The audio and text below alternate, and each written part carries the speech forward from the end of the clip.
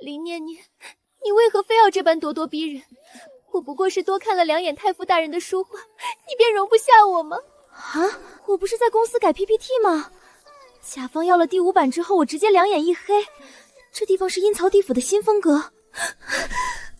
嫡女谋，帝君的掌心胶，吏部尚书嫡女苏清源，太子萧景玉，太傅谢魂，还有那个活不过3章，推女主落水被发卖惨死荒郊的炮灰婊侄女林念念。我操！我穿书了，还穿成了这个同名的短命炮灰。荷花池，苏清月，太子萧景印，这就是原主的死亡名场面。按剧情，苏清月会算准太子赶来的时机自己落水，原主百口莫辩，直接被定罪。谢莹为了给女主出气，连审都不审就把原主发卖。林妹妹，我知道你心中不悦，你若是实在生气，打我骂我都好，只求你别伤了我们2家的和气。林念念，你敢动清源一下试试？妹妹不要！只要我跳得够快，死亡剧情就追不上我。不要你个头啊！妹妹你啊，我脚滑了！救命啊！咕噜噜，清源姐姐，你为何不拉我一把？救命！清源，这是怎么回事？殿下，我也不知道，林妹妹她突然就……很好，极度推人的罪名彻底洗清了。但光洗清罪名不够，我无依无靠，太子听苏清源的照样能弄死我，得找个绝对的靠山。这个时间，这个气场，除了权倾朝野的太傅谢印，还能是谁？金大腿！太傅大人，太傅大人，救命啊！侄女知错了，不对，按剧情该是林念念推苏清源落水，我顺势出场发卖她，顺便刷女主好感，怎么她自己跳下去了？我传说20年，剧情从没出过半点差错，剧本变了。太傅大人，叔父，救命啊！我死了，谁来孝敬您老人家？林念念，你为何自己跳进水里？回太傅的话，侄女儿方才站在池边，看着这满池清河，突然想起了过世的父亲，一时心神不宁，悲从中来，这才会头晕目眩，不慎失足坠落。多亏了清源姐姐没站在池边，否则侄女若是不小心连累了姐姐，便是万死难辞其咎了。刚才喊着要孝敬老人家的忠庆十足，可不像是悲从中来的样子。有意思，这按部就班的世界，总算出了个鲜活的变数。既然受了惊吓，便早些回房歇息。来人，熬碗姜汤送到表小姐房里。第1关，炮灰必死局，完美破阵。小姐，您可吓死奴婢了！您要是真出了什么事儿，奴婢可怎么向地下的老爷交代啊？清河是难得的忠仆，原中里原主被发卖后，他为护主被打断腿，最后扔在乱葬岗自生自灭。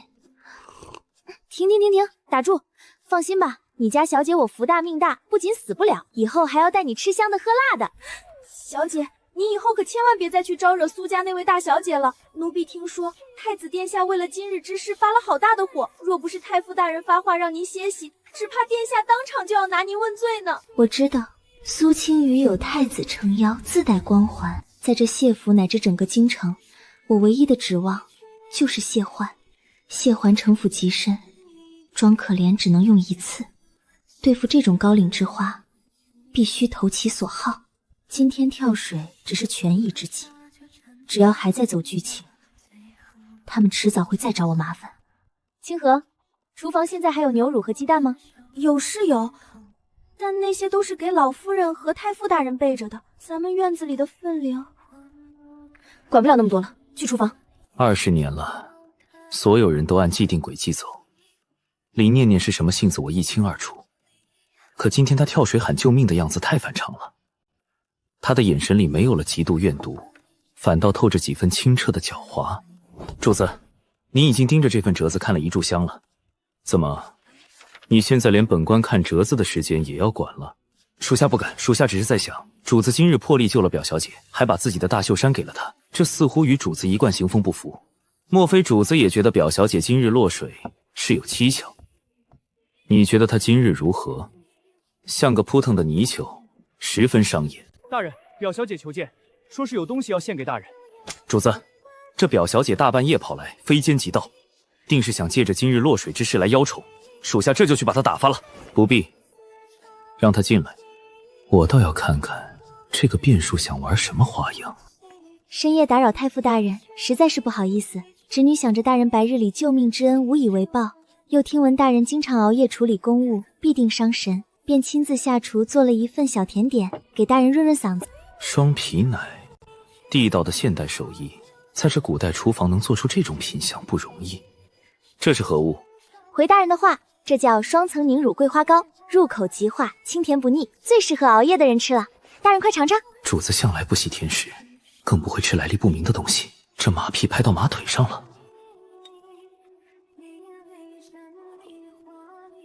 味道尚可，你费尽心思弄出这个，就是为了谢恩。大人明鉴，侄女今日落水，险些丢了性命，才终于活明白了。以往是侄女猪油蒙了心，被苏大小姐挑拨了几句，便分不清东南西北。如今我算是看透了。在这京城之中，太子殿下让着苏家，旁人只把侄女当笑话看。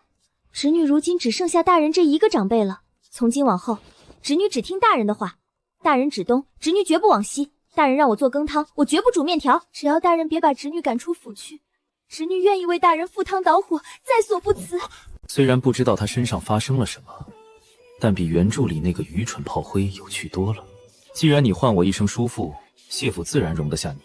这双层凝乳做法繁琐，以后不用做了。完了，拍马屁失败了。每日晨起和睡前送一碗普通的牛乳羹来便可。退下吧。是，侄女遵命。太傅大人早些歇息，侄女告退。主子，您不仅吃了他做的东西，还允许他以后天天来书房。这表小姐莫不是在水里泡坏了脑子，突然转性了？泡坏了脑子吗？倒也未必。这枯燥了20年的世界，总算进了一条能翻起风浪的鲶鱼。以前为房贷和权倾情状拼命，现在为这条刚捡回来的小命拼命。清河，醒醒，快起来干活了！小姐，您怎么起这么早？可是身子哪里不舒服？不舒服？我现在精神的能打死一头牛。走，去厨房，咱们今天要做个大项目。哎呦喂，表小姐，您这是做什么？这等粗活怎么能让您亲自动手？快放下！王婶您别忙，我就借个火，我要给叔父做点小零嘴，麻烦您行个方便。哎，您这是说的什么？表小姐真是孝顺，您尽管用，有事招呼老奴。昨晚双皮当敲开了老板的门，今天必须趁热打铁。谢恒每日上早朝，马车上吃不好，做款方便携带又抗饿的雪花酥正好。表小姐，您这做的是什么吃食？老奴在京城大酒楼里都没闻过这等霸道的香味儿。这叫雪玉玲珑酥，尝尝。小姐，这也太好吃了吧！外酥里软，还不粘牙。那是，也不看看是谁的手艺。一切准备就绪，打卡时间到。叔父早安！叔父今日容光焕发，气宇轩昂，这身朝服穿在您身上，简直是满朝文武的颜值担当啊！颜值担当是什么奇怪说法？这林小姐脸皮怎么一夜之间厚成这样？你在此处做什么？侄女来给叔父送早膳啊！听闻叔父每日早朝辛苦，空腹对胃不好，这雪玉玲珑酥抗饿又便携，叔父可以在马车上垫垫肚子。还有这牛乳茶，侄女特意放了红茶一同熬煮，提神醒脑。这丫头把现代那套花样搬了个10成10，在这古代待了20年，天天对着心怀鬼胎的老狐狸，冷不丁冒出来个毫不掩饰目的的老乡，倒也解乏。放车上吧。好嘞，叔父等等，这是侄女连夜缝制的护腰靠枕，马车颠簸，您上朝一去就是1上午，把这个垫在腰后，能有效缓解腰肌劳损，保护脊椎。叔父慢走，叔父早点下班，不是，早点下朝。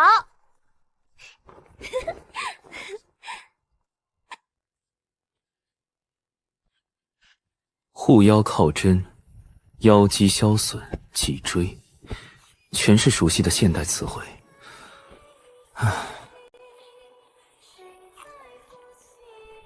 主子，您真用了表香娘给的垫子？不用白不用。这丫头既然想尽孝心，本官作为长辈，总不能寒了她的心。神他妈长辈，主子也就比表香娘大了9岁。谢大人，这是我亲手做的早膳，您尝尝。谢大人，天凉了，喝碗热汤暖暖身子吧。笔锋还可以收一点。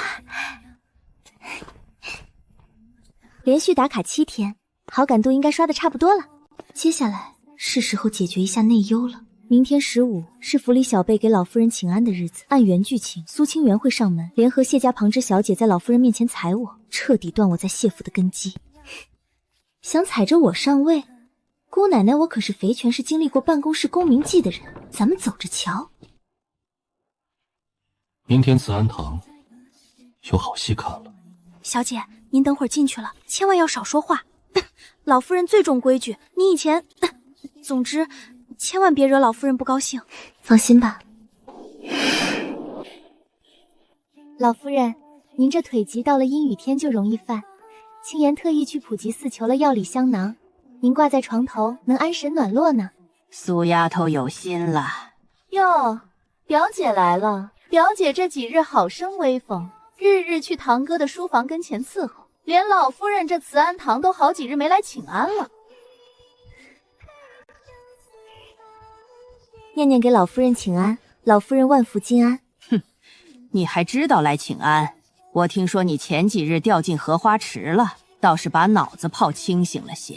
老夫人教训的是，念念那日在水里走了一遭，脑子里全是老夫人昔日对念念的教诲。生死关头，才惊觉以前有多不懂事。念念这几日夜不能寐，心中有愧，所以才……李妹妹，快别哭了，过去的事就让它过去吧。老夫人也是心疼你。正好，丫鬟刚端了刚炖好的极品血烟，不如妹妹端给老夫人，以表孝心。原著经典宅斗条段。想绊倒我扣罪名，走绿茶的路，让绿茶无路可走。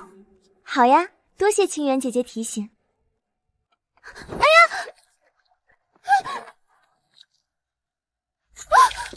我的天哪！齐雅姐姐，姐姐，你没事吧？都怪我太笨了。姐姐，你刚才是不是腿麻了？脚不小心伸出来了？我没看清，不小心绊到了姐姐的脚，都是我的错。我没有怪姐姐伸脚搅绊我的意思，我只是恨自己为什么要长脚。你胡说什么？谁伸脚绊你了？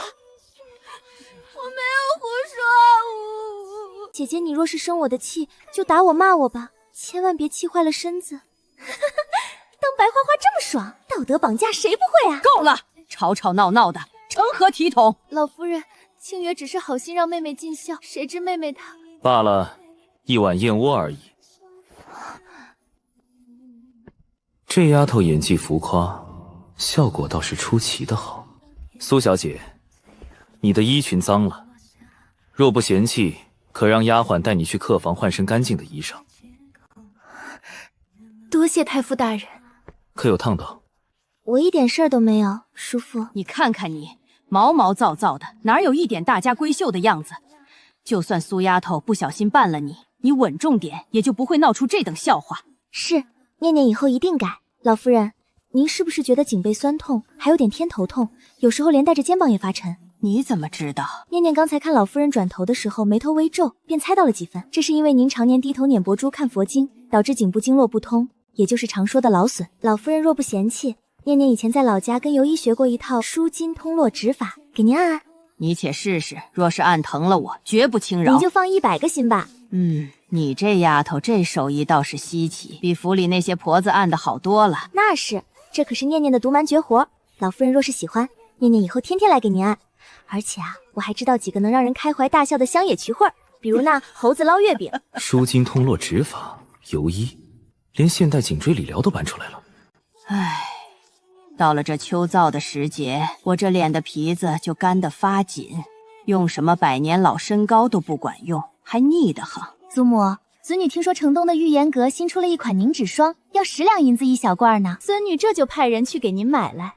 不像某些人，成天只会弄些上不得台面的乡野把式，到底是从穷乡僻壤来的，哪里懂得什么高雅的保养之法？10两银子一罐的凝脂霜，堂妹，不是做姐姐的说你，那种加了大量猪胰脂和廉价香粉的东西，涂在脸上不仅容易闷痘，还会加重暗沉。你也就是仗着年轻底子好，敢往脸上糊。你懂什么？那可是京城贵妇们都在用的。我是不懂京城的智商税。老夫人，您这秋燥爆皮其实就是缺水缺油，外面买的哪有自家做的好？您给我2天时间，我给您调配一款特制小分子珍珠焕颜膏，保证您用完之后肌肤水润光泽，仿佛年轻10岁。当真？可需要什么名贵药材？我这就让管家去库房开库。不用别的，只需要一些最顶级的无瑕白珍珠，越细腻越好。另外再要一些上好的玫瑰纯露。顶级珍珠库房虽有，走公账免不得被谢柔找茬。要搞就去找最大的金主拉赞助。进来。叔父，今日下朝辛苦啦，侄女来给您捏捏肩。这丫头每次用这种语调叫叔父，准没好事。无事献殷勤，说吧，又想要什么？叔父英明，侄女想给老夫人做一款养颜的珍珠膏，但苦于囊中羞下，手里没有好材料。听闻叔父这里好东西多，不知能否给侄女赞助一点点顶级的珍珠？管太傅要东西，竟然说赞助！太傅最讨厌后宅女子捣鼓脂粉了。我若给你珍珠，有何回报？只要这珍珠膏做成，老夫人必定心花怒放。老夫人一高兴，咱们谢府的后宅就安宁。后宅安宁，叔父您在前朝就能专心搞事业。再说了，这珍珠膏做出来，我也给叔父留一份。您虽然天生丽质，但熬夜加班也得抗初老，不是？举目无亲的义士，能有个懂梗的同类，倒是解压。莫叔，属下在。去把书架第3层那个紫檀木匣子拿来。叔父，这也太贵重了。不过是些打弹球都嫌轻的玩意儿，拿去玩吧。若是做不出你说的那个什么抗初老的珍珠膏，本官就罚你抄写大渊律法100遍。保证完成任务。谢谢老板独家冠名赞助。主子，那可是东海极品男珠啊，千金难买，本官乐意。去查查，苏家最近是不是给老夫人递了帖子？是。3日后，长公主举办赏花宴，苏家有意邀老夫人和表小姐同去。苏清源前几日吃了亏，这是要在外人面前找场子，盯紧点儿。这丫头虽然狡猾，但若是有人想仗势欺人，本官的谢府还轮不到外人来撒野。是。老夫人，太傅大人独家赞助念念特制至尊珍珠膏完成了，用极品男珠磨成细粉，混了蜂蜡、玫瑰纯液，还做了水油乳化，在古代绝对是降维打击。这质地当真奇特，这太神奇了！快给我脸上也试试。好，念念啊，你这手艺便是我当年在宫里做伴读时，宫里娘娘们用的贡品也比不上啊。谁知道这东西里掺了什么乱七八糟的药材？短时间看着好，万一日后烂脸……住口！你这丫头，平日里不学无术便罢了，如今念念一番孝心，你不仅不夸赞，反而恶语相向。你若是有这本事，也去弄一罐来给我瞧瞧。老夫人别气，气坏了长皱纹，咱们的珍珠膏就白涂了。这丫头通透孝顺，比那些世家贵女强多了。念念啊，你父亲去得早，你一个姑娘家在这京城里，若只有个远房表亲的名头，日后少不得要受人轻视。我这老婆子与你投缘，你若是不嫌弃，来了，转正的机会来了。老夫人这是哪儿的话？念念在这世上只把老夫人和叔父当成至亲了。传我的话下去，今日起，林念念就是谢府正经的表姑娘。以后谁若是敢怠慢了她，便是打我这老婆子的脸。奴婢见过表姑娘。太夫妇大腿抱住了，连董事长都盖章认证了。老夫人刚收到长公主府送来的帖子，长公主明日在城外别院举办赏花宴，特邀老夫人和各位小姐前去。另外，太子殿下和苏尚书家的苏大小姐也会赴宴。苏清源赏花宴，原著第1个大型副本终于开了，带着太傅的装备和老夫人的 buff， 我倒要看看这朵白莲花还能做什么妖。小姐，您今日真好看，比画里的仙女还要美上3分呢。叔父，这是送我的。这扇骨结实，今日赴宴，若有人敢在口舌上欺负你，你便用扇子遮一遮脸，莫要笑得太张狂，丢了谢府的脸。若有人敢动手，便用这扇骨敲断他的手。出了事，本官替你兜着。有大佬罩着的感觉，简直爽翻天。小姐，老夫人正在前面等您呢。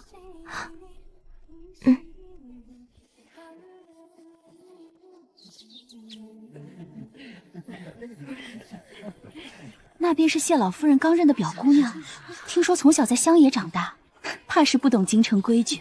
前几日还让苏尚书家的千金吃了暗亏，我看就是上不了台面的小家子气。这古代名媛圈跟现代职场茶水间没什么两样。谢老夫人安好，林妹妹今日真是脱俗，我还担心妹妹初次来这种大场合会怯场，特意带了几个姐妹来陪妹妹说说话。我给妹妹引荐一下，这位是安平侯府的赵小姐，这位是国子监祭神家的李小姐。苏姐姐也真是热心肠，不过林姑娘毕竟出身微寒，咱们平日里聊的诗词歌大、琴棋书活，怕是林姑娘也听不懂。若是强拉着她说话，岂不是让她如坐针毡？赵妹妹快别这么说，林妹妹虽然没读过什么书，但在谢府这几日，太傅大人也是指点过她的，想必也是极聪慧的。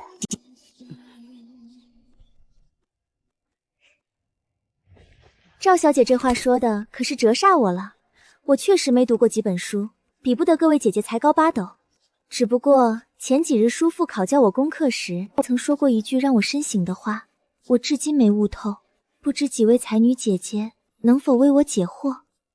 太傅大人的金句自然是高深莫测的，你且说来听听，本小姐便指点你一二。叔父说：“金玉其外，败絮其中。腹有诗书气自华，奈何有人肚里只装得下长短是非。”我本以为这是夸人的，可仔细一想又觉得不对。赵小姐，您学富五车，您给翻译翻译。叔父这话是不是在骂那些成天只知道在背后嚼舌根、搬弄是非的长舌妇啊？你竟然敢骂我是长舌妇！哎呀，我可没提赵小姐的名字啊！赵小姐怎么还自己对号入座了呢？难道赵小姐平日里真的喜欢搬弄是非？这可不好，国子监的李小姐，你平时可得劝劝她呀。林念念，你休要逞口舌之快，赵妹妹不过是关心你，你何必句句带刺，将太傅大人搬出来压人？太傅大人何等清风霁月的人物，怎会说出这种粗鄙之语？定是你胡编乱造，坏他清誉！哎呦，苏姐姐这话可就冤枉死我了。苏姐姐若是不信，大可去南滨席那边亲自问问我叔父。不过姐姐今日这般隆重，不知道的还以为姐姐是来参加选妃大典的呢。太子殿下今日也在南滨席，姐姐若是去问我叔父，可别走错了席位，惹得太子殿下不悦啊。太子殿下驾到，太傅大人到。老板快看，我用你送的装备拿手上了。太傅，那林氏女在众人面前举止如此轻浮，大呼小叫，成何体统？你也不管管。微臣觉得挺有活力的。我谢家的人无需仰人鼻分，他想怎么挥扇子便怎么挥。林念念，我看你这次还怎么逃！花有什么好看的？有太傅大人好看吗？林妹妹，你瞧那盆墨切秋韵，可是难得一见的珍品呢。妹妹不走进去看看吗？事出反常必有妖。原著里原主就是被设计撞翻贵重物品获罪，现在目标换成了御赐花瓶，剧情直接升级了。好呀，那我就沾沾姐姐的光，走近些瞧瞧。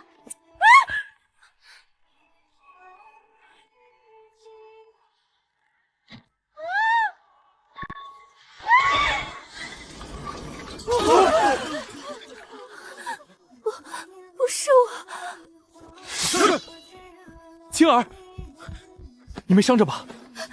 殿下，是他，是林念念推的我，他嫉妒殿下对我好，故意将我推下花瓶，想害死我啊！对，我们亲眼看见的，就是林姑娘推了苏姐姐。林姑娘心思太歹毒了，竟然在长公主的宴会上毁坏玉物。林念念，你这个毒妇！姑上次念在太傅的面子上饶了你，你竟敢一而再再而三的伤害清源，甚至不惜毁坏父皇御赐之物。来人，将这毒妇拿下，押送顺天府大牢，按律问斩。谁敢？老身还没死呢。太子殿下纵然尊贵，但单凭这几个丫头的一面之词，就要定我谢家姑娘的死罪。哼，未免也太不把谢家放在眼里了。老夫人，人证物证俱在，他推搡清源撞碎玉物，乃是不赦之罪。谁说是我推的？殿下明鉴，各位夫人明鉴，明明是苏姐姐走得好好的，突然脚下打滑。我本想扶她，可她却死死拉住我的袖子不放。若是我推她，她的力道应该是往前的，怎么会扯破我往后躲的袖子？再者，大家且看这满地碎瓷，大部分向外飞溅，说明是直接扑上去的。我一个弱女子，哪来那么大力气把人扔到花瓶上？你强词夺理，明明就是你推的我，赵妹妹可以作证。够了。微臣的侄女胆子小，连只蚂蚁都舍不得踩死。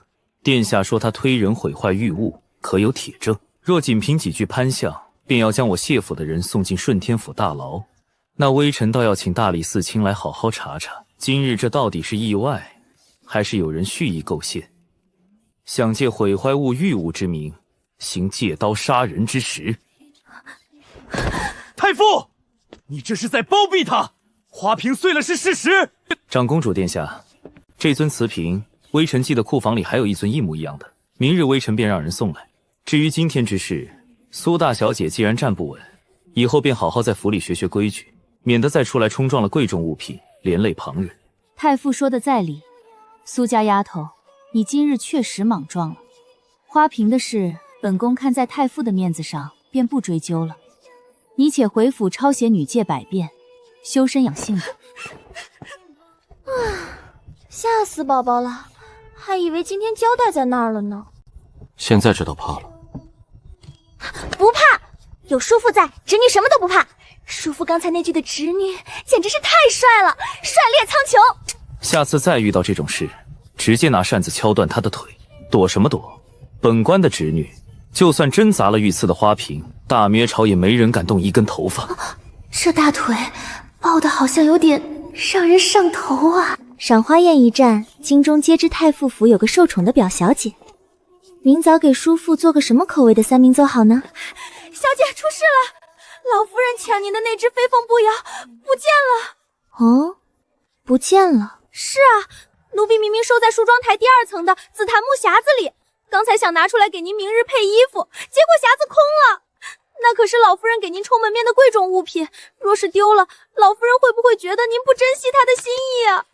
别慌，我且问你，今日除了咱们院子里的人，还有谁进过我的屋子？今日午后，柔小姐身边的2等丫鬟翠来过一趟，说是柔小姐借了您一本绣补，特意送还回来。当时奴婢正在小厨房熬银耳汤，便让她自己进屋放着了。难道是她？8九不离10，谢柔记吃不记打，偷步摇是假，想污蔑我偷盗或是私通是真。小姐，那咱们赶紧去搜翠儿的屋子。捉贼拿赃，咱们现在去，人家早把东西藏好了，反倒倒打一耙说咱们诬陷。去，把院门给我从里面锁死，然后给我哭，哭得越大声越好，就说你家小姐活不下去了。这丫头又在唱哪出戏？念念，这是怎么了？好端端的怎么哭成这样？老夫人，念念没用，念念辜负了您的疼爱，您赏给念念的飞凤步摇被人偷了。岂有此理！在我谢府的后院，居然还敢出这种鸡鸣狗盗之事！管家，立刻封锁片院，挨个搜身。祖母且慢，表姐这院子里向来散漫，说不定是表姐自己随手放哪里忘了，又或者是表姐手头紧，偷偷拿去换了银钱，反倒诬赖下人呢。毕竟表姐以前在乡野过惯了苦日子。此事你想怎么处理？依我看，不如连同表姐的屋子，还有咱们这些今日来过偏院的人的屋子一起搜，以正清白。好，等的就是你这句话。其实老夫人赏的步摇太贵重，我平时根本不舍得带，也怕被人惦记，所以我提前在匣子底部的绒布上撒了一层西域进贡的荧光粉。什么粉？就是一种极其特殊的粉末，无色无味，一旦沾在手上，清水绝对洗不掉，必须用烈酒浸泡1炷香的时间才会显形。只要今日碰过这个匣子的人，手上必定沾了粉末。管家，去端2盆烈酒来。来吧，为了自证清白，大家都为把手放进去泡一泡。翠儿姑娘，你今日送书来过我的屋子，不如你先来。我没碰过匣子。没碰过你躲什么？管家，按住他，把他的手按进去。我招了，是柔小姐逼奴婢去偷的。柔小姐说看不惯表姑娘受宠，让奴婢偷了步摇，明日找个乞丐拿着步摇去顺天府告状，就说表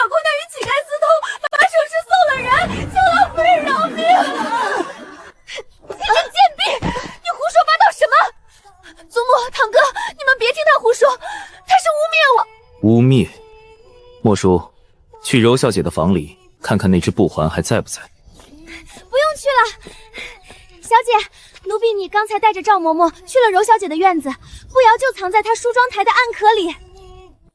老夫人、叔父，都是念念的错。念念知道自己是个无依无靠的孤女，能住在谢府已是天大的福分。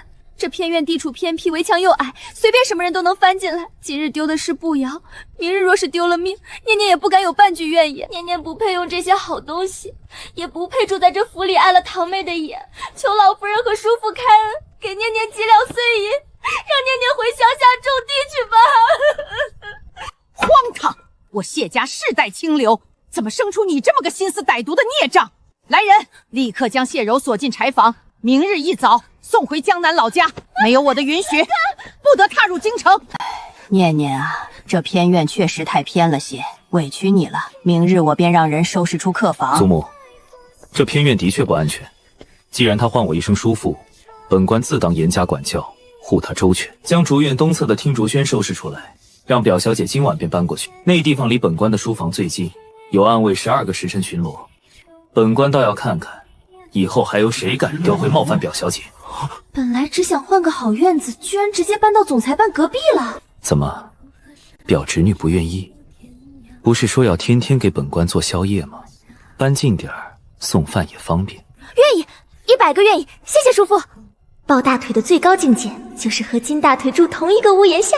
刚搬进听竹君，谢柔也送走了，紧绷的弦一松，浑身都发沉。小姐，您这额头怎么这么烫啊？冷，好冷。主子，林姑娘身边的清河在外面磕头，说林姑娘突然发了高热，人已经烧糊涂了，求您拿对牌去请个大夫。拿我的名次去太医院请王太医，让他半炷香内必须赶到。王太医是御前圣手，主子居然为了表姑娘直接动用太医院手。往日泰山崩于前都不变色，今日步子都乱了。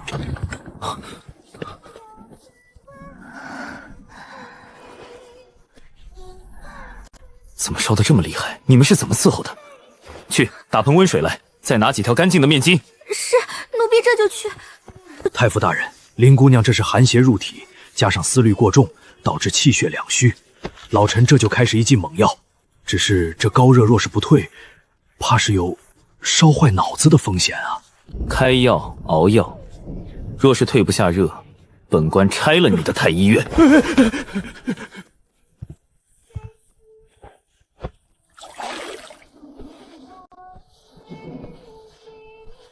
老板，我不干了，那个破 PPT 我都改了5版了，你还要怎样啊？我不加班，我好困，我要睡觉，扣全勤就扣全勤吧。老板 ，PPT 加班。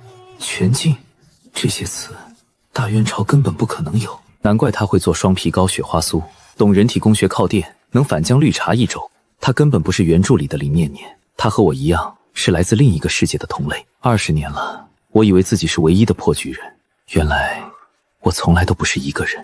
滚开，周扒皮！我要睡觉。睡吧，老板批准了，今天算你带薪休假。以后都不用加班了。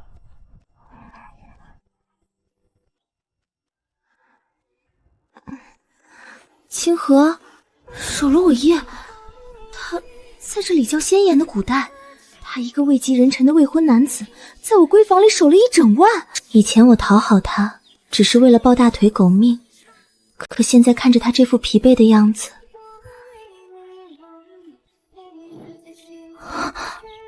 醒了。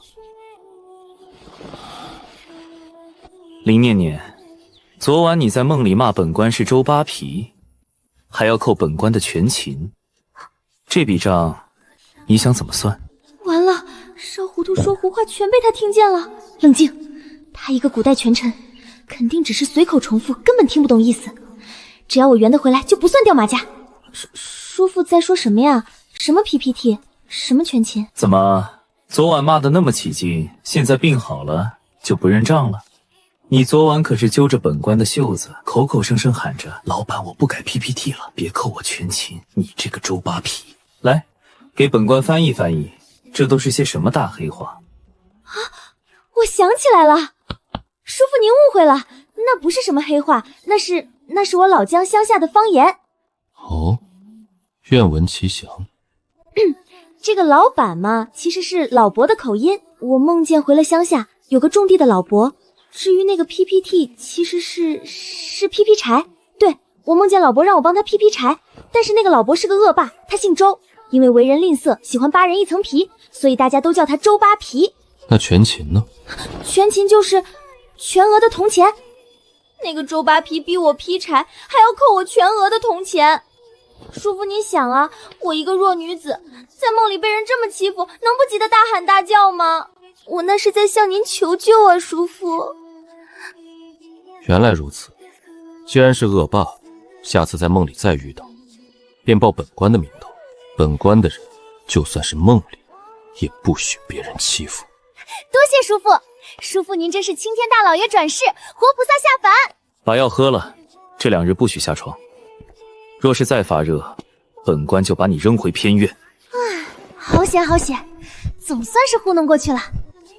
林念念，你清醒一点，他是高冷权臣，你是随时领盒饭的炮灰，别被美色冲昏头。小姐，安平侯府送来的请柬，说是赵小姐牵头，联合几家闺女，要在城外揽月湖办秋月诗会，京中才子美女都会去，特意点名请您。赵小姐，就是赏花宴上那个被我怼得说不出话的。是啊，奴婢听说这次诗会其实是苏大小姐在背后撺掇的。苏大小姐素有京城第一才女的名头，上次吃了亏，这次肯定是想在诗词上踩您一脚，让您当众出丑。不想去便不去，本官这就让莫叔去回绝了。就说你病体未愈，不宜吹风。哼，谁敢多言，让他来找本官。叔父，躲得过初一，躲不过15。苏青娥既然把台子都搭好了，我不去，岂不是显得谢府怕了她？再说我称病不去，明日经理指不定怎么编排我胸无点墨。哦，听你这语气，是准备去大杀四方了。本官怎么不知你何时精通了诗词歌赋？天赋异禀？开玩笑，9年义务教育背的唐诗宋词还治不了他们。今天就让他们见识下什么叫文化降维打击。好，既然你想去玩玩，那便去。明日让莫叔带一队暗卫护送你。不用那么夸张，我又不是去打架。本官不是怕你挨打，本官是怕你把别人气吐血了，人家想动手，你跑得慢。老板，我在你心里到底是什么形象啊？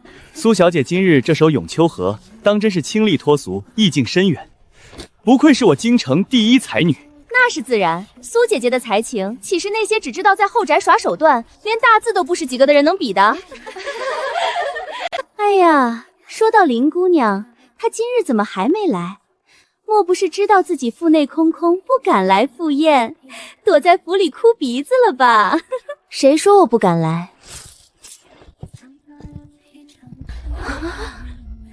各位，不好意思来晚了。听说今日有人要跟我比诗词，行啊，单挑还是群殴？你们划出个道道来吧。粗鄙，简直是粗鄙至极！今日乃是高雅的秋月诗会，你一个女子，满口粗鄙之话，成何体统？谢大夫那般清风霁月的人物，怎会教出你这等不知礼数的侄女？这位公子，你张口闭口就是礼数，那我倒要问问你，你们一群自诩读过圣贤书的人，趁着别人大病初愈，背地里抱团嘲笑一个孤女，这就叫礼数了？你的圣贤书是跟村口的狗学的吗？就知道汪汪叫。你强词夺理！好了好了，柳公子息怒。林妹妹她自幼长在乡野，不懂这些文人雅趣，说话直白了些，你千万别和她一般见识。林妹妹，既然你来了，便入席吧。刚才我们正在以秋月为题作诗，赵妹妹和几位公子都出了佳作，连我也勉强凑了一首。妹妹既然说是来比诗词的，不如也赋诗一首，让大家开开眼界。对呀，有本事你做一首呀！若是做不出来，就乖乖给苏姐姐和柳公子斟茶道歉，承认自己是个草包。妹妹别怕，若是实在做不出，随便吟2句打油诗，大家也不会笑话你的。毕竟大家也都知道妹妹以前连字帖都没摸过几本呢。苏姐姐误会了，我不是做不出来，我是怕我一开口，你们以后就都不敢再作诗了。这要是毁了各位才子佳人的道心，我可赔不起。狂妄！在下倒要听听你能做出何等惊天地泣鬼神的千古年句。明月几时有？把酒问青天。不知天上宫阙，今夕是何年？我欲乘风归去，又恐琼楼玉宇，高处不胜寒。起舞驽轻饮，何似在人间？高处不胜寒，起舞驽轻饮。转朱阁，低绮户，照无眠。不应有恨，何事长向别时圆？人有悲欢离合，月有阴晴圆缺，此事古难全。但愿人长久，千里共婵娟。好一句但愿人长久，千里共婵娟，千古绝唱，绝对的千古绝唱啊！林姑娘大才，刘某方才狗眼看人低，实在是有眼不识泰山。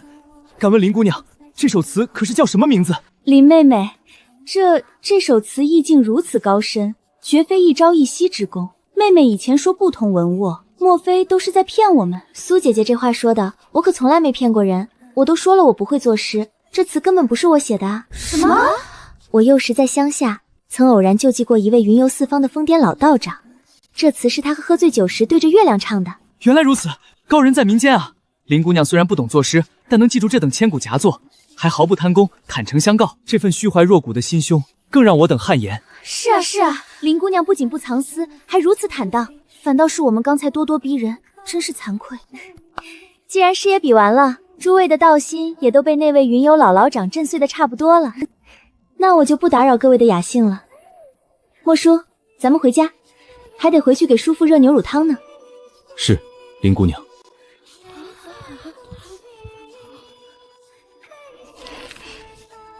人有悲欢离合，月有阴晴圆缺，此事古难全。但愿人长久，千里共婵娟。